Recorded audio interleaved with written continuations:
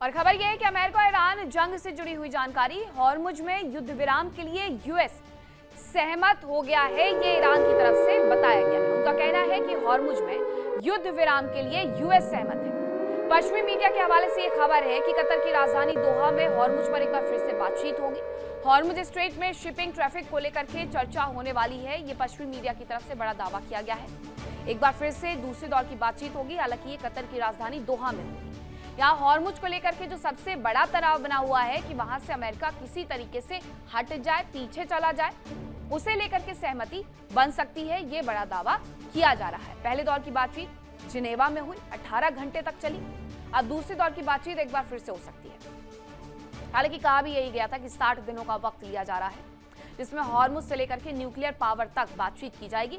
अब दूसरे दौर की जो बातचीत शुरू होगी, जो वार्ता शुरू होगी, उसके लिहाज से ये समझ लीजिए आप कि दूसरे दौर की ये वार्ता इतनी ज्यादा महत्वपूर्ण है कि जो तनाव बना हुआ है वो किसी तरीके से हट जाए, ताकि लोगों को आवाजाही हॉर्मुज से सुचारू रूप से मिल सके। वहीं खबर यह है कि ईरान के सुप्रीम लीडर मुस्तफा का जुडिशरी वीक पर मैसेज है। अमेरिका और इजराइल पर उन्होंने कई गंभीर आरोप लगाए हैं, उनकी तरफ से कई गंभीर आरोप लगा दिए गए हैं।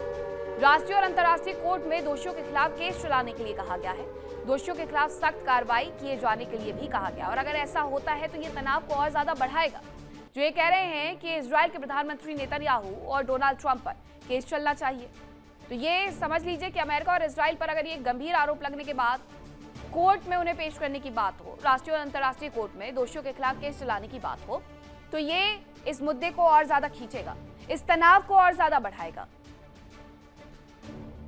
देखिए इंडिया डेली 24/7 अब आपके स्मार्ट टीवी पर। इंडिया डेली मौजूद है सभी डिजिटल प्लेटफॉर्म पर लाइव और लगातार। इंडिया डेली 24/7 हर दिन राष्ट्र को समर्पित।